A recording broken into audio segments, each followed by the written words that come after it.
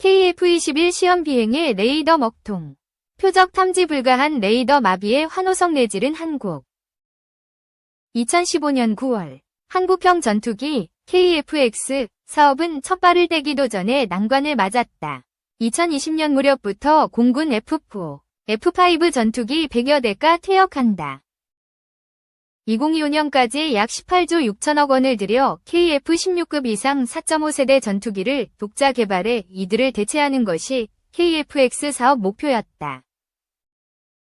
한국항공우주산업 KAI 이 제작을 맡는데 스텔스 전투기 F-35A를 만드는 미국 록히드 마틴의 기술 이전이 기묘했다. A사, AESA 능동 위상 배열, 레이더를 비롯한 4개 기술이 핵심이었다. 특히 AESA 레이더는 미래형 전투기의 최첨단 핵심 장비다. 기존 레이더가 쇠판떼기 같은 안테나를 고개 돌리듯 움직여 작동한다면 AESA 레이더는 안테나 전면에 잠자리 혼눈같이 꽂은 천여 개의 작은 송수신 모듈, TRM이 대신했다. 기계식으로 움직이는 것이 아니라 전자적 통제를 받는 TRM이 매우 빠르게 전방 위로 빔, 전파를 방사하고 조양해 육해공 표적을 탐지, 추적하고 영상을 만든다. 거칠게 비유하자면 드라마 오징어 게임 속 무궁화꽃이 피었습니다. 놀이의 술래 영희가 눈동자만 상하좌우로 재빨리 움직이는 것을 연상하면 된다. 하지만 미국이 외국에는 알려주지 않는 이 기술 이전을 록히드 마틴이 거부한 것이다.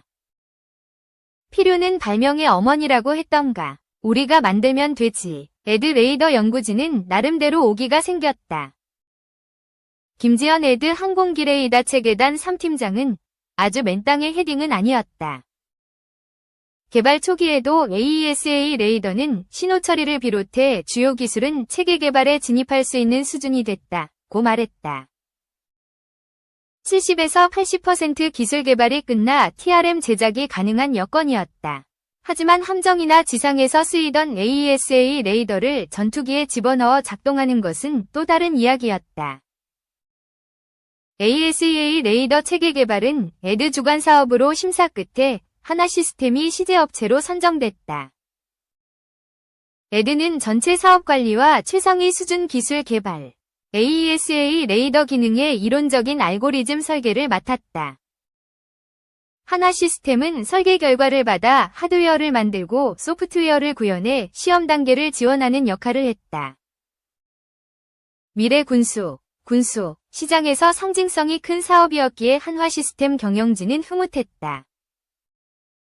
하지만 엔지니어들 사이에서는 저기 AESA 레이더 개발팀 가면 죽는다 소리가 나올 정도로 어렵고 리스크가 큰 사업이었다.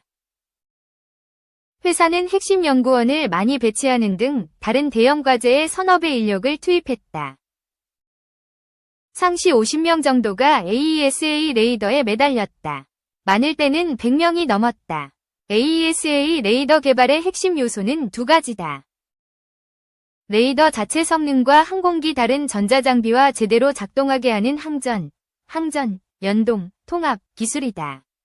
전투기용 AESA 레이더는 날아다니면서 공중 표적, 지상 차량, 해상 선박을 찾아야 하고 영상 그림도 그려야 하며 미사일 유도도 해야 하는 등 다중 표적에 대해 다중 임무를 수행한다. 기동하는 전투기에서 고기동 표적을 잡으려면 추적 필터가 좋아야 하고 계속 따라가야 한다. 기능도 다양하고 성능도 뛰어나야 하는 것. 음속으로 나는 전투기에서 상상하기 힘든 진동과 충격을 비롯해 가혹한 공중 환경도 견뎌야 함은 물론이다. AESA 레이더를 전투기에 탑재할 때 가장 어려운 것은 수압 사이즈 웨이트 앤드 파워 크기, 중량, 에너지 소비, 최소화다. 기능은 많은데 작고 가볍게 만들어야 한다는 것이 큰 부담이다. 안테나와 두뇌 역할인 데이터 처리 장치, 그리고 전원 보급 장치로 이뤄진 AESA 레이더를 지름 1m 정도 원뿔형 공간에 탑재해야 한다. 따라서 부품 무게를 몇백지 줄이는 것도 연구진 내부에서 치열한 싸움을 불렀다. 이거 3mm 줄여줘. 못 줄여. 왜? 강성. 강성 외부 압력에 모양이나 부피가 변하지 않는 단단한 성질이 떨어져. 이런 논쟁이 다반사였다. 연구원들을 몇 개월 동안 고민하게 만든 것은 열이었다. AESA 레이더 TRM은 열이 나는 반도체 소자로 구성돼 있다. 안테나 앞면에 이런 소자 1000여 개가 촘촘히 박혀 있다. 냉각이 제대로 되지 않으면 개별 소자가 작동을 멈추거나 장비 자체가 아예 꺼질 수 있다. 강우, 혹한, 진동, 정전기 같은 혹독한 환경에도 잘 버티는지 시험하다 예기치 않게 몇몇 소자가 깨지거나 안테나 안에서 타버리는 경우도 생겼다. 밤새며 고민한 끝에 소자에 최대한 무리가 가지 않도록 전원, 타이밍 등을 다시 계산하기도 했다. 이 같은 일들이 와전돼 안테나를 태워 먹었다, 불꽃쇼를 했다 같은 악의적인 소문이 돌았다. 국회 국정감사에서 위원들이 문제를 제기하기도 했다. 개발이 한창일 때도 바깥의 시각은 여전한 의구심이었다.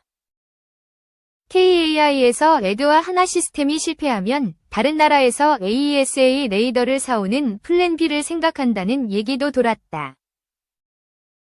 그래도 항전 연동, 통합을 위해서는 KFX 기체를 만드는 KAI와 협력해야 했다. 개발 시작과 함께 에드 한화 시스템 KAI가 항전 연동 협의체를 만들어 한 달에 한 번 회의했다. 처음에는 많이 싸웠다. KAI와 한화 시스템, 에드가 서로 동의하지 않는 사안이 빈번했다. 매달 만나 기술적 근거를 토대로 설명하고 설득하고 논쟁하면서 이해의 폭은 넓어져 갔다. 사용자인 공군 조종사들을 불러 인터페이스 운용 등에 대한 의견을 듣고 개발에 반영했다. 개발은 착착 진행됐다. 그러나 연구진의 자신감과 밖에서 보는 시각 사이의 거리는 쉽게 좁혀지지 않았다. 이해하지 못할 바는 아니었다. 전투기 체계를 만드는 처지에서는 불확실성 제거를 위해 해외에서 검증된 기술을 쓰고 싶어 했을 것이다. 30년 동안 쌓인 레이더 기술을 자신하던 연구진에게도 전투기의 식기는 처음이었다. 실제 전투기에 넣고 시험해보기 전에는 알 수 없는 뭔가가 있지 않을까 하는 두려움도 있었다. 밖에서 위험하다고 보는 것은 당연했다. 2020년 8월 에드와 하나 시스템은 AESA 레이더 시제품을 KAI에 납품했다. 세계에서 12번째 개발국이 됐다. 외부 의구심을 지우려면 항공기에 실어 운용해봐야 했다. AESA 레이더의 플랫폼은 KFX 시제기였다. 하지만 KFX 시제기는 개발 중이었다. AESA 레이더를 검증, 평가할 적합한 비행시험 수단이 없었다. 루프랩이라는 지상시험 수단은 있지만 공중 플랫폼이 없었다. 시험 항공기 FTB 플라잉 테스트 베드를 찾아야 했다. FTB를 어떻게 할 것인가는 사업 초기부터 고민이었다. FTB는 AESA 레이더의 기능과 성능을 테스트할 수 있도록 대대적인 개조가 필요하기 때문에 공군 수송기는 사용할 수 없었다. 민간 항공기가 필요했다. 문제는 시험 비행을 위해 개조한 항공기가 안전하게 비행할 수 있는 성능이 있다는 증명. 즉 가망 에어워스네스 인증을 받아야 한다는 것이었다. 국내에서 가망 인증받기는 하늘의 별 따기였다. 국토교통부와 서울지방항공청을 오가며 민간 항공기 개조 목적과 방법 등을 설명하면서 가망 인증을 요청했다. 엔지니어들이 관련 서류 뭉텅이를 가방에 넣고 보따리 장사처럼 뛰어다녔다. 허가는 쉽게 나오지 않았다. 레이더 운용을 위한 FTB 운항 자체가 국내 최초였기에 관련 지식과 경험이 없는 상태에서 안전과 직결된 인증을 섣불리 내줄 수는 없을 것이라고 이해했다. 인증해줄 수는 있는데 몇 년이 걸릴지 장담하지 못한다는 최종 답변을 들었다. 국가사업이어서였을까? 그나마 외국에서 인증을 받아온다면 인정해주겠다고 했다. 전문 용역기관에 의뢰한 결과도 국내 가망 인증은 불가능하니 국외 전문업체 위탁 운용을 추천했다. 해외 업체들의 제안서를 심사해 이탈리아 방위산 업체 레오나르도가 선정됐다. 남아공 현지 협력업체로는 PAS를 택했다.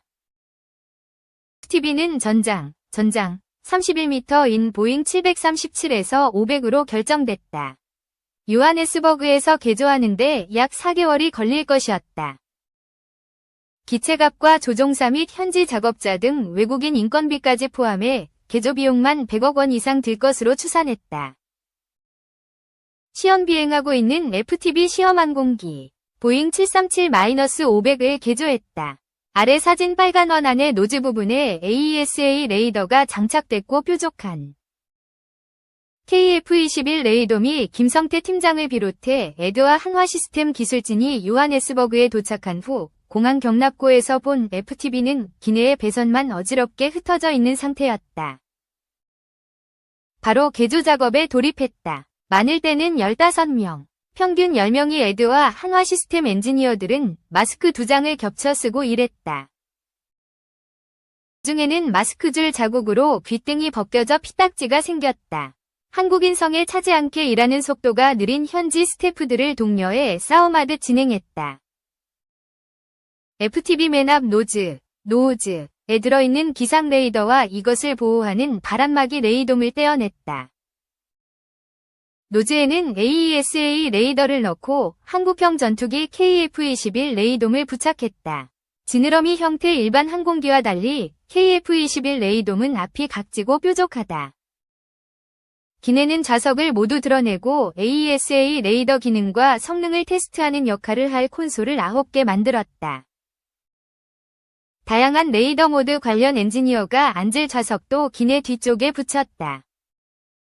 개조한 FTB 가망 인증을 우여곡절 끝에 남아공 당국으로부터 받았다.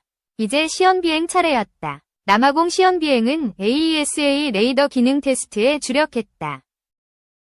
실제 표적을 띄우고 공대지로 레이더를 실제 방사하고 데이터를 분석했다. 2021년 11월 말부터 13일간 10소티 비행을 치렀다. 소티 한 번에 3시간 반 물결표 4시간이 소요됐다. 일정이 촉박해 새벽 4시에 공항에 나와 밤 10시까지 하루 2소티를 하는 강행군이었다.